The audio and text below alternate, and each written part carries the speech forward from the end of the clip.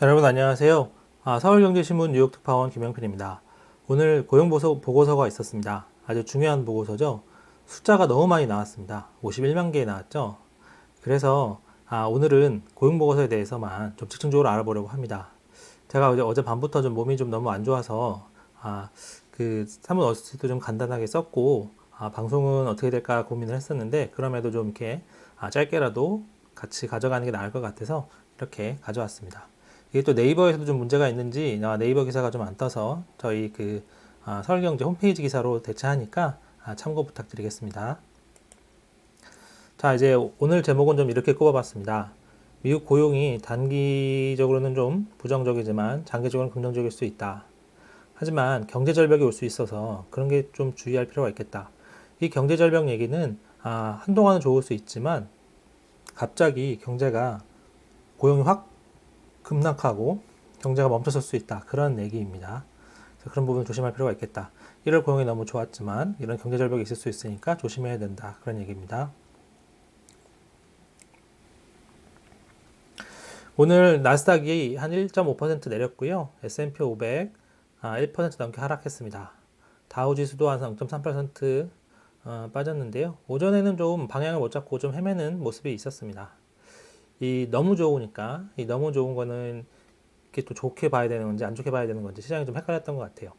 하지만 제가 제목에서 말씀드렸지만 단기적으로는 안 좋은 영향이 좀 클 수밖에 없습니다.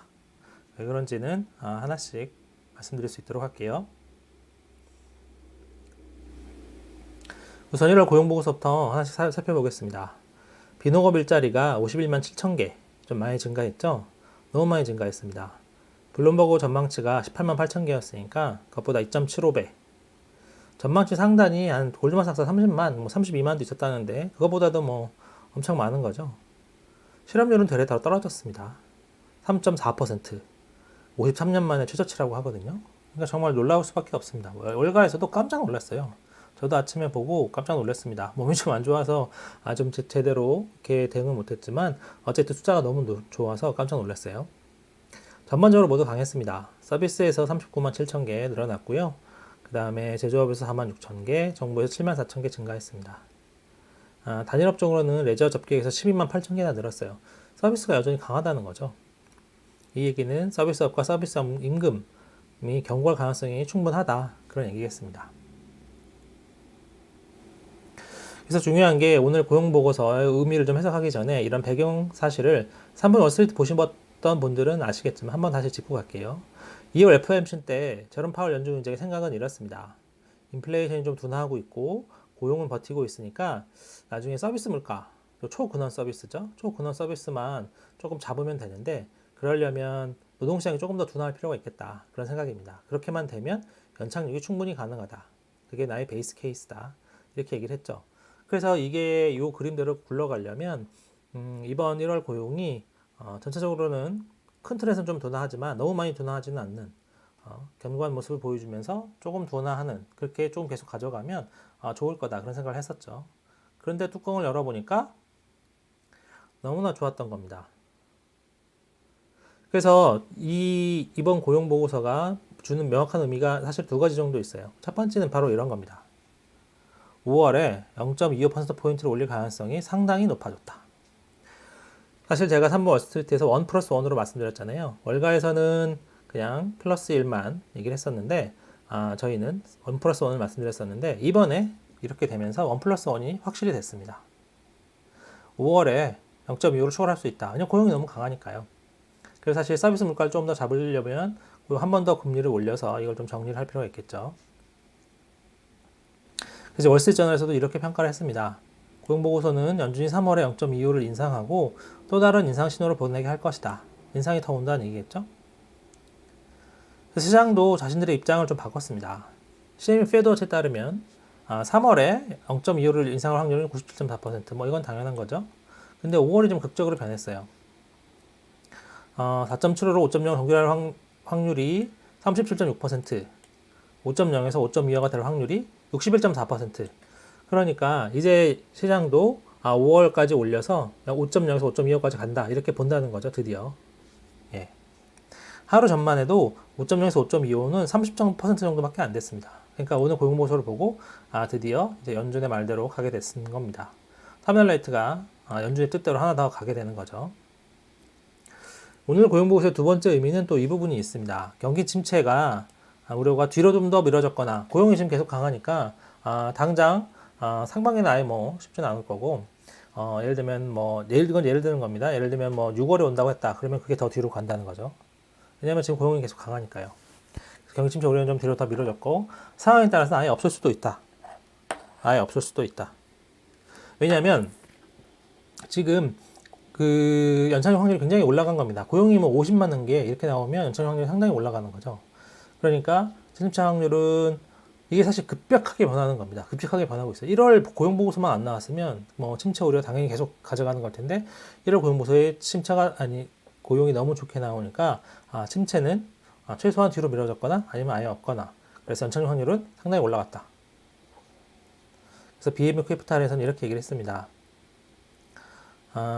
경제가 침체에 빠질 것이라는 전망, 그리고 연준이 이번 봄에 긴축 사이클을 끝낼 수 있을 것이라는 전망에 의문을 제기한다. 그런 얘기죠.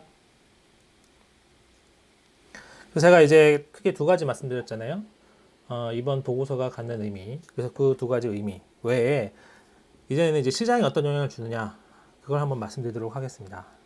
단기적으로는 우리가 생각했던 것보다 최종금리가 올라가니까 부정적으로 볼 수 있습니다. 오늘 뭐 이제 아마존 그리고 알파벳 같이 좀 일부 기술주가 좀 많이 빠졌어요. 그래서 그런 거에 약세도 있겠지만 결국 단기적으로는 최종금리가 올라가서 증시는 좀 부정적이겠구나 이런 요인이 오늘 증시가 하락 마감하는데 영향을 준 것 같습니다. 하지만 좀 장기적으로 좀 길게 보면 침체하면서 떨어졌죠. 그리고 연착륙 확률이 높아졌으니까 좀 장기적으로 보면 계속 고용이 좋게 나온다는 전제하에 어느 정도 꽤 좋게 나오는 전제하에 더 긍정적이다 이렇게 볼 수도 있습니다. 일자리 증가는 다 아시겠지만 더 많은 가계 수입과 소비를 의미하죠. 그래서 연준의 사정을 좀 잘 아는 분한테 제가 오늘 전화를 해봤거든요. 오늘 전화하기가 참 쉽지 않았는데 사실은 제가 오전에는 거의 오후에도 마찬가지로 거의 일어나지 못하고 거의 누워있는 상황이어서 기사도 좀 누워서 제가 썼습니다. 그래서 그런 부분 좀 오늘 감안 부탁드리겠습니다. 좀 이렇게 불편하셔도요 감안 한번 부탁드리겠습니다. 그래서 단기적으로는 기준금리가 더 오를 만큼 시장이 안 좋을 수 있다. 하지만 침체가 안 올 수도 있으니 좀 더 길게 보면 좋은 것이다. 그리고 이 관계자가 이런 말을 좀 해줬습니다. 이제 금융시장이 완화 부분은 좀 어떻게 봐야 되냐. 어쨌든 금융시장이 좀 계속 이렇게 완화하면 인플레이션 가능성이 커지는 거 아니냐. 그건 맞다. 하지만 연준 입장에서는 금융시장 긴축, 뭐 증시 특히 증시요. 이거는 채권시장도 마찬가지고 자기들 잡을 수 없는 거라고 생각하는 것 같다. 아시겠지만 연준이 뭐 금리 더 올려서 더 때려잡을 수도 있겠지만 그게 자기 업무가 아니라고 보는 것 같다. 그런 걸 감안해서 어쨌든 그런 걸 감안한 인플레를 자기네 관리를 하면 되는 거지. 어쨌든 금융시장 자체를 타깃으로 하는 건 아니다. 예를 들면 그 주식시장을 어느 정도 수준, 뭐 S&P 얼마 수준 이렇게 타깃을 하지 않는다. 그러는 것 같다고 오늘 얘기를 해주었습니다. 그래서 이거는 참고 삼아 알고 계시면 좋을 것 같아요. 추가로 1월 고용보고서가 어쨌든 너무 강했는데 이게 약간 계절적 요인이 있고 그래서 아직은 한 번의 데이터니까 조금 너무 과도한 의미를 부여하면 안 된다 이런 해석도 있긴 했었어요. 왜냐하면 또 중요한 거는 고용시장이 지금 강하다고 나왔으니까 임금이 나중에 또 오를 수도 있습니다. 지금은 전체적으로 임금도 좀 하락하는 추세고 고용은 강해서 좀 이렇게 괜찮은 상황인데 나중에 또 이렇게 고용이 강하면 임금이 오를 수도 있잖아요. 그래서 1월에 이번에 시간당 평균 임금이 지난해 12월 대비 0.3% 증가한 거로 나왔습니다. 그래서 이건 사실 예상치랑 같은데 중요한 거는 지난해 12월 수치가 조금 더 올라갔어요. 그러니까 조금 더 올라간 거에 0.3%니까 실제로 조금 더 올라간 거겠죠. 하지만 어쨌든 예상치랑은 같고 그래서 이런 부분들 3개월 평균으로 보면 임금 상승률이 조금 더 높아졌다 이런 것들 그래서 이런 부분들 좀 리스크 요인이 될 수 있겠다. 그래서 연준은 어쨌든 1분기 고용비용 지수를 볼 거다. HCI를 볼 거다. 그만큼 HCI가 중요합니다. 여러분 잘 보실 필요가 있고요. 그래서 말씀드리듯이 오늘 굉장히 분위기가 좋아졌죠. 분위기가 좋아졌고 고용이 너무 잘 나와서 너무 잘 나온 거죠. 완전 쇼킹입니다. 상방 쇼크죠. 근데 이제 모든 리스크가 다 사라진 건 아니다. 뱅가드는 여전히 상반기에 좀 갑자기 좀 노동이 무너질 수도 있고 그래서 하반기에는 침체가 있을 수 있다. 그렇게 보고 있어요. 그래서 이제 중요한 건 레리 서머선 재무장관이 이런 얘기를 했다는 게 요걸 좀 한번 보실 필요가 있겠습니다. 너무 좋은 고용 뒤에 경제 절벽이 올 수 있다. 어느 날 갑자기 기업들이 지금 이렇게 많이 고용이 필요 없는데 각성을 할 수도 있고 갑자기 재고가 지금 너무 많다. 빨리 다 떨어야 되겠다. 각성을 할 수 있는 거죠. 이런 각성 부분은 어느 날 갑자기 찾아오는 겁니다. 이게 뭐 누가 아니라고 해서 막을 수 있고 맞다고 해서 불러올 수 있고 그런 건 아니죠. 이게 사실 다 심리 부분이거든요. 경제가 심리 부분이니까. 그 외환위기 때도 그렇고 갑자기 한국 기업들 부채가 많네. 이렇게 되는 겁니다. 그러니까 이제 이런 경제 절벽이 올 수 있다. 이거에 엄청 자신 있어 하진 않지만 어쨌든 이런 부분 리스크가 있다는 거. 이거를 좀 중요하게 볼 필요가 있겠다. 이런 얘기를 했어요. 그래서 저도 이 부분에 좀 약간 동의합니다. 그래서 전체적으로는 분위기가 좋고 괜찮지만 어쨌든 이런 리스크 요인들 같이 한번 봐야 되겠다. 말씀드리고 싶어요. 그리고 하나 더 말씀드리면 마지막으로 신용카드 부채가 계속 말씀드리지만 지난 4분기에도 좀 많이 늘었다. 이런 얘기입니다. 뭐 일자리가 많아서 당연히 일자리 많으면 신용카드 부채 다 갚을 수 있겠죠. 하지만 이제 계속 신용카드를 많이 쓴다는 것은 뭔가 약간 문제가 있긴 하다는 겁니다. 그렇죠? 왜냐하면 자기 있는 돈 벌이로 먼저 쓰고 그 다음에 신용카드를 쓸 테니까요.